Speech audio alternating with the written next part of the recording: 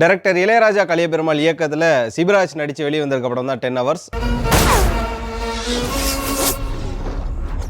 அந்த படத்தோட விமர்சனத்தை தான் இந்த வீடியோவில் பார்க்க போகிறோம். நாட் ஓன்லி விமர்சனம்.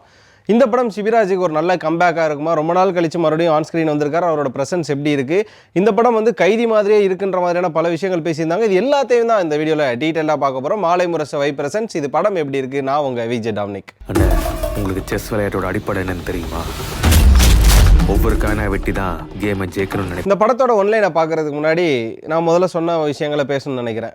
10 ஹவர்ஸ் அப்படிங்கிற போஸ்டர், ட்ரைலர், டீசர்லாம் ரிலீஸ் ஆனதுக்கப்புறம் இங்கே ஒரு டாக் வந்தது, இது வந்து கைதி மாதிரியான ஒரு படம் தான் அப்படின்னு. காரணம் என்ன அப்படின்னு பார்த்தீங்கன்னா, இது ஒரு சிங்கிள் நைட் பேஸ் பண்ண படம், அதே நேரம் ஒரு சிங்கிள் ஆப்ஜெக்டை பேஸ் பண்ணிய ஒரு படம். அதாவது கைதி படத்தில் ஒரு சிங்கிள் நைட்டு ப்ளஸ் லாரி, இதில் ஒரு சிங்கிள் நைட்டு ஒரு பஸ். அப்போ இது கைதி மாதிரி தான் இருக்குது. கிட்டத்தட்ட பார்த்தீங்கன்னா அவர் அடிச்சிருக்க பட்டை, அவர் கட்டியிருக்க வேட்டியெல்லாம் பார்த்தீங்கன்னா கைதி படத்தை தான் ரிஃப்ளெக்ட் பண்ணுது அப்படிங்கிற ஒரு விஷயத்தை சொல்லியிருந்தாங்க. ஸ்ட்ராங்காக ஒரு பக்கம் அந்த படத்தோட டீம் சொன்னாங்க, இல்லை இது கைதி மாதிரிலாம் கிடையாது, இந்த படம் வேறு மாதிரியான ஒரு எக்ஸ்பீரியன்ஸை கொடுக்கும் அப்படின்னு. படம் பார்த்ததுக்கப்புறமா தான் தெரிஞ்சு லிட்ரலி இந்த படம் கைதி மாதிரி கிடையாது, இது வேறு ஒரு எக்ஸ்பீரியன்ஸை கொடுக்குது. பை மேக்கிங்காகவே இந்த ஒரு விஷயத்தை நம்ம டிஃப்ரென்ஷியேட் காட்டணும் அப்படிங்கிறத ரொம்ப ஆணித்தனமாக இருந்திருக்காரு டைரக்டர் இளையராஜா கலியபெருமாள். சரி, இந்த படத்தோட ஒன்லைன் என்ன அப்படின்னு பார்த்தோன்னா, ஒரே நேரத்தில் நடக்கக்கூடிய வேரியஸ் ஆஃப் இன்சிடென்ட். ஒரே நேரத்தில் ஒரு இடத்துல ஒரு பெண் கடத்தப்படுறாங்க, அதே நேரம் பார்த்தீங்கன்னா இன்னொரு இடத்துல ஓடும் பேருந்தில் ஒருத்தவர் குத்தி கொலை செய்யப்படுறாரு. இந்த 2 இன்சிடென்ட்டுக்கும் சம்மந்தப்பட்ட நபர் ஒரே ஆள் தானா?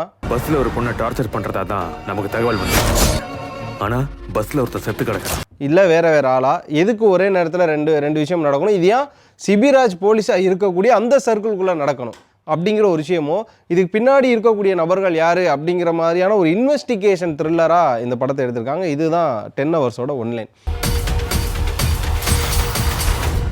இந்த படத்தை பார்த்துட்டு நம்மலாம் நினச்சிருப்போம், ஓகே ஓடுற பஸ்ஸுக்குள்ளே ஏதோ ஒன்று நடக்குது, அப்போ வந்து இதை வந்து சிபிராஜ் என்ன பண்ண போகிறாரு, இங்கே இருக்க பேசஞ்சர்ஸ்லாம் கொண்டே வந்து சேஃபாக சேர்க்குறாரா இல்லையா, அவர் ஒரு டிரைவரான்ற மாதிரியான கதைக்கெல்லாம் நம்ம போயிட்டோம்.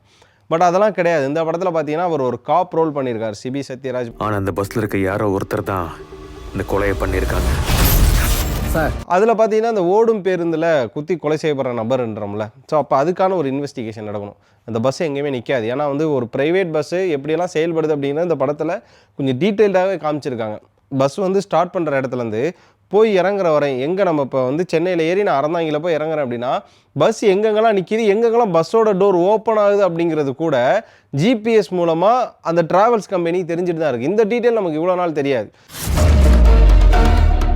சார், செத்து போன பையன் தான் சார் கண்ட்ரோல் ரூம் ஃபோன் பண்ணியிருக்கான். இதனால தான் ஒரு ஆம்னி பஸ்ஸில் இருக்கக்கூடிய டிரைவர் வந்து நம்மளுக்கு ஏதாவது ஒரு எமர்ஜென்சினா கூட கண்ட இடத்துல நிப்பாட்டாமல் அவர் யோசிக்கிற இடத்துல ஏன் நிப்பாட்டுறாங்க அப்படின்னா அவங்க வந்து மேல் இடத்துல பர்மிஷன் வாங்கணுங்கிறதெல்லாம் இந்த இடத்துல டீட்டெயிலாக சொல்லியிருக்காங்க.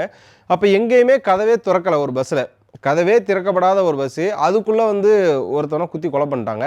அப்போ அந்த பஸ்ஸுக்குள்ளே இருக்க யாரோ ஒருத்தவர் தான் கொலை பண்ணியிருக்கணும் அப்படிங்கிற ஒரு விஷயம் இருக்குது. நடந்த சம்பவத்தை பார்க்கும்போது அன்கான்ஷியஸாக இருக்கும்போது தான் இவன் கொலை செய்யப்பட்டிருக்கணும். அப்போ விசாரிக்கிறப்போ, இது பஸ்ஸை வந்து ஸ்டேஷனை விட்டு விசாரிக்கிறப்போ அந்த கொலை செய்யப்பட்ட நபர் இருக்கார்ல, அவருக்கு ஃப்ளாஷ்பேக்கில் ஒரு சில விஷயங்கள் நடந்திருக்கு. அந்த ஃப்ளாஷ்பேக்கில் இருந்தவங்க இந்த பஸ்ஸில் ட்ராவல் பண்ணியிருக்காங்க. அப்போ நீ தாண்டா கொலை பண்ணியிருப்பேன்னு சொல்லி அவனை அடித்து இன்வெஸ்டிகேட் பண்ணுறப்ப அவன் ஒரு கதை சொல்கிறான். அப்போ நீ தாண்டா கொலை பண்ணியிருப்பேன்னு சொல்லி அவன் இன்னொருத்தனை கை காட்டுறப்ப அவன் ஒரு கதை சொல்கிறான். திடீர்னு பார்த்தீங்கன்னா ஐயோ நீயா இப்படி பண்ணியான்னு சொல்லி அவர் கூட வந்த ஒரு நபர் ஒன்று சொல்ல, அப்போ ஒரு கதை ஒன்று ஓப்பன் ஆகுது. இப்படியே அந்த பஸ்ஸுக்குள்ளே இருக்க 10 பேரை பிடிச்சி விசாரிக்கிறப்ப 10 கதை உள்ளகள் ஓப்பன் ஆகுதா. அப்போ என்னடா அது பயங்கரமான ட்விஸ்ட்டாக இருக்குன்னு சொல்லி நம்ம ஒரு இடத்துக்கு ஒரு ப்ரெடிக்ஷனுக்கு போயிடும். அதுக்கப்புறம் பார்த்தீங்கன்னா அந்த இறந்து போனவரோட பாடி வந்து ஹாஸ்பிட்டலுக்கு காமிச்சு அந்த பாடி காணாமல் போகிறப்போ நமக்கு டாக்டர் மேலே சந்தேகம் வந்துடுது. இப்படியே சீன் பை சீனாக ஒருத்தவங்க மேலேயே ட்ராவல் பண்ணாமல் அனைத்து பேர் மேலேயுமே ஒரு கதை ட்ராவல் பண்ண வச்சு இவன் பண்ணியிருப்பான், இதுக்கான வாய்ப்பு இருக்குது அப்படிங்கிற மாதிரியான ஒரு மேக்கிங் கொடுத்ததாக இருக்கட்டும், அவங்களுக்கு கொடுக்கப்பட்ட அந்த ஒரு டார்க் ஷேட்ஸாக இருக்கட்டும், இதுலலாம் வந்து இளையராஜா கலியபெருமாள் ஸ்வெல் ஒர்க் அப்படிங்கிற ஒரு விஷயத்தை தான் சொல்லணும். 10 மணி நேரத்துக்குள்ள ஒரு பொண்ணை தூக்கி இருக்கான், பஸ்ஸில் ஒருத்தனை கொண்டு போட்டிருக்கான், லாக்அப்பில் இருந்த அக்யூஸ்டை ஷூட் பண்ணியிருக்கான். எந்த ஒரு இடத்துலையுமே ஒரு கேரக்டர் ரொம்ப நேரம் பேச வச்சுன்னா டாக்ஸிக் ஆகிடும் அப்படிங்கிற ஒரு விஷயமா இருக்கட்டும்.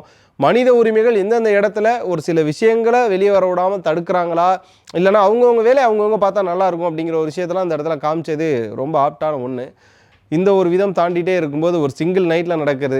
அப்போ சிங்கிள் நைட்னால் ஒரே நைட்டில் படம் எடுத்துருக்க மாட்டாங்க, கண்டிப்பாக அது பல நைட் போயிருக்கும். ஆனால் அந்த படத்தை பார்த்து முடிக்கிற வரைக்குமே அப்படி ஒரு டிஃப்ரெண்ட்டான நைட்ஸ் அப்படிங்கிறது தெரியாது. கிட்டத்தட்ட ஒரு சிங்கிள் நைட் ஜேர்னி மாதிரி தான் இருக்கும். அந்த மாதிரியான கண்டினியூஷன் ஷார்ட்ஸாக இருக்கட்டும், சஜஷன்ஸாக இருக்கட்டும், எல்லாமே பர்ஃபெக்டாக வச்சுருப்பாங்க. என்னதான் படத்தோட கதை ஒரு நைட்டில் நடக்கிற மாதிரி இருந்தாலும் இதுக்கான மேக்கிங் வந்து பல நைட்ஸ் எடுத்திருப்பாங்க அப்படிங்கிற நம்ம எல்லாருமே தெரியும். பட் எந்த இடத்துலையுமே அந்த டிஃப்ரென்ஷியேட்டே தெரியல. ஒரு சிங்கிள் நைட்டுக்கான படம் மாதிரி தான் இருக்கும். இது மட்டும் இல்லாமல் ஒரு நைட் பேஸ்டான படங்கள் அப்படின்றப்போ ஸ்டன்ட் சீக்வன்சஸ் அதிகமாக வச்சா மட்டும்தான் இந்த படம் வந்து எடுபடும் அப்படிங்கிறது நம்ம எல்லாருக்குமே தெரியும். லிட்ரலி கைதி மாதிரியோ விக்ரம் மாதிரியோ ஒரு படங்கள் வர்றப்போ கண்டிப்பாக இப்போ வீரதீர சூரன் மாதிரியான ஒரு படங்கள் ஸ்டன்ட்ஸ் வந்தால் மட்டும்தான் ஒரு நைட் சீக்வன்ஸை நம்மளை வந்து கண்ணை கட்டி போட்டுகிட்டே இருக்கும். அந்த ஒரு விஷயத்தில் பார்த்தீங்கன்னா சக்தி சரவணன் இந்த படத்தில் ஸ்டண்ட்டை மிக அருமையாக பண்ணியிருக்காரு. அது யார் சக்தி சரவணன் அப்படின்னு பார்த்தீங்கன்னா குட்டி புலி பல படங்களில் காமெடி ரோல் பண்ணியிருப்பார். அவராடா அப்படி ஒன்று பண்ணார் அப்படின்னு கேட்டு நம்மளே ஆச்சரியப்படுற அளவுக்கான ஒரு ஸ்டண்ட் ஒர்க் உள்ள பண்ணியிருக்காரு.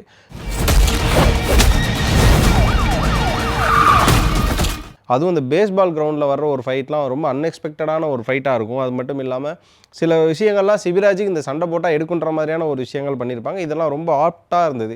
இது மட்டும் இல்லாமல் இதில் நடிச்சிருந்த கஜராஜா இருக்கட்டும், அதுக்கப்புறம் பார்த்தீங்கன்னா ரவி சாராக இருக்கட்டும், ராஜ் ஐயப்பாவாக இருக்கட்டும், இவங்க எல்லாருமே அவங்களோட ஆக்டிங்கை பெஸ்ட்டாக தான் கொடுத்துருக்காங்க. யாருமே வந்து இங்கே கம்மி இங்கே அதிகம் அப்படிலாம் சொல்லவே முடியாது. குரேஷி, டைகர் தங்கத்துறை இவங்களுக்கு பெரிய லீனியரான ஒரு விஷயம் இல்லை அப்படின்னாலும் அவங்களுக்கான ரோல்ஸ் கரெக்டாக இருக்குது. 10 hours ஒரு பக்கம் ட்ராவல் ஆகிட்டே இருக்கும்போது கொஞ்சம் சலிப்பு தட்டுற மாதிரி இருக்கும். அதுக்கப்புறமா பார்த்தீங்கன்னா ஒரு இன்வெஸ்டிகேஷன் த்ரில்லருக்கே ஆப்டான நிறையா ட்விஸ்ட் அண்ட் டர்ன்ஸ். அதுவும் பார்த்தீங்கன்னா இந்த செகண்ட் ஹாஃப்லாம் பயங்கரமான ஒரு டேர்ன் வருது. ஸோ அதெல்லாம் வந்து ரொம்பவே நம்ப முடியாத அப்படிங்கிறத தாண்டி நம்மளை ரொம்ப நாள் கழித்து கட்டி போடுற மாதிரியான ஒரு படம். இதில் மிக முக்கியமான விஷயம் என்னென்னா இந்த படம் ஸ்டார்ட் ஆகிறப்போ ஒரு வாய்ஸ் ஓவர் ஒன்று போடுறாங்க. அதுக்கு பின்னாடி ஒரு ஏஐ ஒர்க்கில் ஒரு கேரிகேச்சர் மாதிரி ஒரு ஒர்க் ஒன்று வருது. அதி பயங்கரமாக இருக்குது. அதில் வந்திருக்க ஒரு டைலாக் ஒரு கதை ஒன்று சொல்லியிருப்பாங்க. ஒரு போலீஸ் வந்து யாராலையும் கண்டே பிடிக்க முடியாத ஒரு அக்யூஸ்ட் எப்படி கண்டுபிடிச்சாங்க. தீரன் படத்தில் எப்படி வந்து வெறும் ஃபிங்கர் பிரிண்ட் வச்சுட்டு ஒரு மிகப்பெரிய குரூப்பை கண்டுபிடிப்பாங்களோ, வெறும் பல்லச்சை மட்டும் வச்சே ஒரு மிகப்பெரிய அக்யூஸ்ட்டை கண்டுபிடிச்ச ஒரு கதையை வந்து ஏஐ கேரிகேச்சரில் சொல்லியிருப்பாங்க. அந்த ஒரு நாலேஜ் இருக்கக்கூடிய ஒரு போலீஸாக சிபிராஜ் இருப்பார். அப்படின்றப்ப ஒரு கண்டிப்பாக இந்த பக்கம் அக்யூஸ்ட்டை பிடிச்சிடும் நம்பிட்டே இருக்கப்போ இது அக்யூஸ்டு மாட்டாத மாதிரி நிறைய விஷயங்கள் நடக்கும். கிளைமேக்ஸில் அக்யூஸ்டே நம்ம அன்எக்ஸ்பெக்டடான ஒருத்தராக தான் இருப்பார். ஆக மொத்தம் பார்த்தீங்கன்னா 10 hours ஒரு நல்ல இன்வெஸ்டிகேஷன் த்ரில்லராக பை மேக்கிங்காக வந்த ஒரு படம் தான். எந்த ஒரு குறைகள் கிடையாது. இந்த பையனை கொலை பண்ண சொல்லி 2 பேர் வந்து பணம் கொடுத்தாங்க சார். அந்த 2 பேரில் ஒருத்தர் மட்டும் பேசுகிற மாதிரி நடித்தாங்கய்யா. இது ஒரு பக்கம் இருக்கிறப்போ முதல்ல நம்ம இன்ட்ரோவில் சொன்னல சிவராஜுக்கு இது ஒரு நல்ல கம்பேக்காக இருக்குமா அப்படின்னு சொல்லி. இது ஒரு கம்பேக் அப்படிங்கலாம் நம்ம சொல்ல முடியாது. அவர் நடித்த படங்களில் இது ஒரு படமாக நம்ம பார்க்கணும். ஏன்னா லாக்டவுனுக்கு முன்னாடியே நம்ம பார்த்துருப்போம் வால்டர், அதுக்கப்புறமா லாக்டவுன், அதுக்கப்புறமா பார்த்திங்கன்னா திரும்ப கபடதாரி, அதுக்கப்புறமா பார்த்திங்கன்னா படங்கள் பெருசாக இல்லை. ஏன்னா லாக்டவுன் அது வால்டரும் ஒரு போலீஸ் ரோல் தான், கபடதாரியும் ஒரு போலீஸ் ரோல் தான். அதுக்கப்புறம் படங்கள் இல்லை. ஒருவேளை சிபிராஜ் தனக்கு வந்து போலீஸ் ரோல்ஸ் மட்டும் தான் செட் ஆகும், நம்மளோட ஹைட் அண்ட் வெயிட்டுக்குன்னு சூஸ் பண்ணாரான்னு தெரியல. அதே நேரம் கொஞ்சம் க்ளோஸ்அப் ஷார்ட்ஸ் வரும்போதெல்லாம் கொஞ்சம் நமக்கே தெரியுது அவருக்கு ரொம்ப நாள் ஆயிடுச்சு நடிச்சு அப்படிங்கிற மாதிரியான விஷயங்கள்லாம் எடுத்து கொடுக்குற மாதிரி விஷயங்கள்லாம் பார்க்குறப்போ சரி இது கம்பேக்லாம் நம்ம சொல்லிக்க முடியாது. அவ்வளோ ஒரு விஷயங்கள் இல்லை அப்படிங்கிற மாதிரி தான் இருந்தது. இது மட்டும் இல்லாமல் அங்கங்கே மியூசிக்ஸாக இருக்கட்டும், ஓவர் அடிதடியாக இருக்கட்டும், சிபிராஜ் வந்து இந்த ஸ்லோ மோஸ்லாம் பண்ணுறப்ப இன்னும் கொஞ்சம் பெட்டர் மேக்கிங் பண்ணியிருக்கலாமா. எப்படி செகண்ட் ஹாஃபில் ஒரு விறுவிறுப்பு கொடுத்தீங்களோ இல்லை ஃபஸ்ட் ஹாஃப்லேயே பாதியில் ஒரு விறுவிறுப்பு கொடுத்தீங்கன்னா அது ஸ்டார்டிங்லேருந்தே கொடுத்துருக்கலாம் அப்படிங்கிற மாதிரியான ஒரு விஷயங்கள் தோணுச்சு. இதெல்லாம் பேசியிருக்கப்போ அந்த பாசிட்டிவ் நெகட்டிவ் அப்படிங்கிற ஜோனுக்கு நம்ம போகணும்ல. ஸோ அந்த படத்தோட பாசிட்டிவ் என்ன அப்படின்னு பார்த்தீங்கன்னா இதில் இருக்கக்கூடிய cast and crew and making and stunt director Sakthi Saravanan இவங்கள தான் நம்ம சொல்லணும். முதல்ல மேக்கராக நம்ம வந்து இளையராஜா கலியபெருமாளை ஒன் செகண்ட் பாராட்டி ஆகணும். ஒரு டார்க் தீமில் ஒரு இன்வெஸ்டிகேஷன் த்ரில்ல கரெக்டாக நாட் மேலே நாட் போட்டு காணாமல் போகிற 2 பேரை, அதுக்கப்புறம் 3வது ஒரு பர்சன் காணாமல் போகிறாங்க. இவங்க 3 பேர் எங்கே காணாமல் போகிறாங்கன்றத ஒரு ட்ரையாங்கிளில் வந்து கனெக்ட் பண்ணி கிளைமேக்ஸில் ஒரு இடத்துல ரிவீல் பண்ணி அதை சால்வ் பண்ணுறதுல ஓகே அப்படிங்கிற ஒரு விஷயம் இதில் பாசிட்டிவாக இருந்தது. அதுக்கப்புறம் பார்த்திங்கன்னா உள்ளே நடிச்சிருந்த கஜராஜா இருக்கட்டும், அதுக்கப்புறம் பார்த்திங்கன்னா நம்ம ஆடுகளம் முருகதாஸாக இருக்கட்டும், குரேஷியாக இருக்கட்டும், இது கொடுத்த ரோல்ஸ் ராஜ் ஐயப்பாவாக இருக்கட்டும், இவங்க எல்லாமே பர்ஃபெக்ட் நெயில்டான ஒரு கேரக்டர் பண்ணியிருக்காங்க. இது ஒரு ப்ளஸ். அதுக்கப்புறமா இந்த நைட் விஷுவல்ஸை நம்ம கேப்சர் பண்ணுறதுல டெக்னீஷியன்ஸும் சரி, அதாவது டிஓபியாக இருக்கட்டும் உள்ள எடிட்டராக இருக்கட்டும், அதை கொடுத்த விதங்கள் பயங்கர ப்ரெசன்டேஷன் இருந்தது. ஸ்டண்ட் டைரக்டர் சக்தி சரவணன் உண்மையாகவே ஒரு நல்ல ஸ்டண்ட்டை கொடுத்தார். இதெல்லாம் இந்த படத்துக்கு பாசிட்டிவ் அண்ட் கதைக்களம் மிகப்பெரிய பாசிட்டிவ். இந்த படத்துக்கு நெகட்டிவ் அப்படிங்கிறத விட இன்னும் கொஞ்சம் பெட்டராக மேக் பண்ணியிருக்கலாம். அப்படின்னா சிபிராஜுக்கான ஒரு சோலோ ஃப்ரேம்ஸை நிறைய இடங்களை காட்டாமலே இருந்திருக்கலாம். இப்போ கார்த்திக் வந்து கைதி படத்தில் சோலோ ஃப்ரேம்ஸ் காட்டுறாங்க அப்படின்னா அவர் வந்து கன்யூஸாக கேமரா அப்பியரன்ஸில் இருந்துகிட்டே இருக்காரு, அவருக்கு பெரிய விஷயங்கள் தெரியாது. பட் இந்த இடத்துல சிபிராஜுக்கு கேமரா அப்பியரன்ஸில் ஒரு சில விஷயங்கள் வந்து செட் ஆகலை அப்படிங்கிறது லிட்டரலாக தெரியுது. அந்த 90 எடுத்து பட்டை போடுறதா இருக்கட்டும், ஒரு சில விஷயங்கள் திடீர்னு எந்திரிச்சு போகிறது வர்றது, அவருக்கான க்ளோஸ்அப் ஷாட்ஸ் இருக்கப்போ கொஞ்சம் தடுமாற்றங்கள் தெரியுது.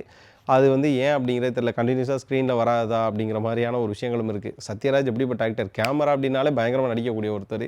ஆனால் சிவராஜுக்கு இந்த படங்களை க்ளோஸ் காட்டுற இடங்கள்லாம் கொஞ்சம் அப்பட்டமாக வெளியில் தெரியுது. அது மட்டும் இல்லாமல் மேக்கப்ஸாக இருக்கட்டும், ஒரு போலீஸ்க்கு இந்த மாதிரியான ஒரு விஷயங்கள் டெக்னிக்கலாக நிறைய விஷயம், அதாவது பார்த்தீங்கன்னா அந்த டோல்கேட்டில் இருக்கக்கூடிய ஃபுட்டேஜ், சைபர் கிரைமு, இது மாதிரியான விஷயங்கள் பண்ணுறப்போ ஒரே மாதிரி டீமில் எல்லா போலீஸும் ஒர்க் பண்ணுற ஒரு விஷயங்கள்லாம் வந்து இன்னும் கொஞ்சம் நல்லா ஒர்க் பண்ணியிருக்கலாமோ அப்படின்னு. அதுக்கப்புறமா வில்லன், ஒரு படத்துக்கு எப்போயுமே வெயிட்டேஜ்னா வில்லன் தான் இருக்கணும். அதுவும் இன்வெஸ்டிகேஷன் கிரைமுக்கோ இல்லை வந்து ஒரு சைக்கோ த்ரில்லருக்கோ வில்லன் மிகப்பெரிய வெயிட்டாக இருந்தால் மட்டும்தான். வெயிட்னா வந்து நாட் ஒன்லி காசு பணம் கெத்து அதெல்லாம் கிடையாது. அவன் சைக்கோ மாதிரியான ஒரு ஆளாக சப்பையாக இருக்கணும், அவன் பெரிய வில்லனாக இருந்திருக்கும். லைக் யார் மாதிரினா நமக்கு இச்சா மாதிரி அந்த மாதிரியான ஒரு ஆளாக இருந்தால் கூட பரவாயில்ல. வில்லனை பார்த்ததுக்கப்புறம் வாய்ஸ் எல்லாம் நம்மளுக்கு கேட்டு நம்மளே ரிவீல் ஆகிடும் ஒரு இடத்துல, ஓ நீ தான் வில்லனா அப்படிங்கிற மாதிரியான ஒரு விஷயங்கள் வருது. ஸோ அது மட்டும் இன்னும் கொஞ்சம் பெட்டராக சூஸ் பண்ணியிருக்கலாம் அப்படிங்கிற மாதிரியான ஒரு விஷயம் தான். பட் அதெல்லாம் தாண்டி 10 ஹவர்ஸ் ஒரு நல்ல தியேட்டரில் பார்த்து சலிப்பு தட்டாமல் பார்க்கக்கூடிய ஒரு படமாக தான் இருக்குது. நல்ல ஒரு இன்வெஸ்டிகேஷன் த்ரில்லாக தான் இருக்குது.